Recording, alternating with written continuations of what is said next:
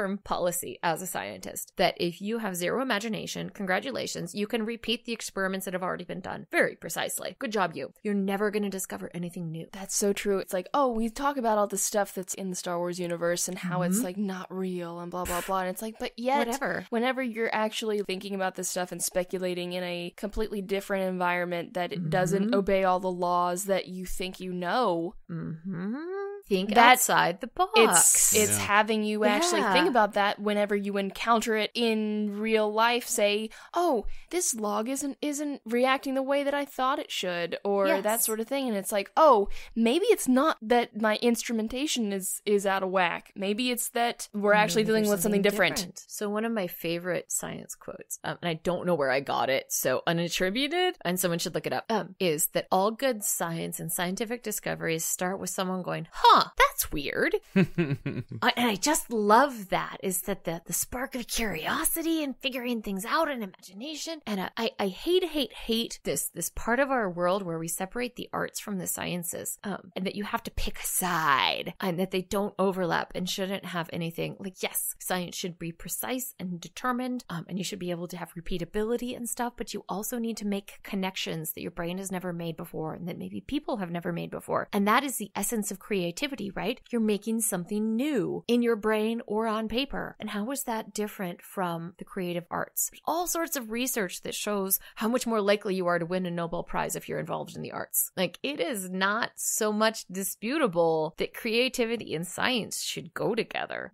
Like, personally, I dance, so Nobel Prize, here I come. I'm working on the what I should do bit. It'll be presented to you on Mustafar. Ooh, that would be amazing. I don't even care if it's a holographic You would be mock-up. so hot. I see what you did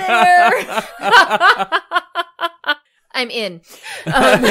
So last year at Comic-Con, they had, was it an anniversary of another show that starts with Star that shall not be mentioned. True. And one of my favorite things was going to these panels where they were talking about science fiction inspiring science. And they had all these great things where it was moderated by somebody from a science fiction show or a writer talking to scientists and engineers like from JPL and stuff like that, talking about how did you get to be a science. And it was this great thing because they were so often inspired by science fiction of these flights of fancy, and it's frivolous and imaginative, and so what? Stop using judgmental words like that. It's about this idea of inspiration and wanting to find out what's out there. And I do not understand why anyone could want to shut any of that down. Yeah, we're blatantly speculating. We're having fun and we're enthusiastic. And maybe we'll be wrong and maybe we'll be right and whatever. Exactly, because it's making us think in a different way that we haven't thought before. And I think there's just so much value in that.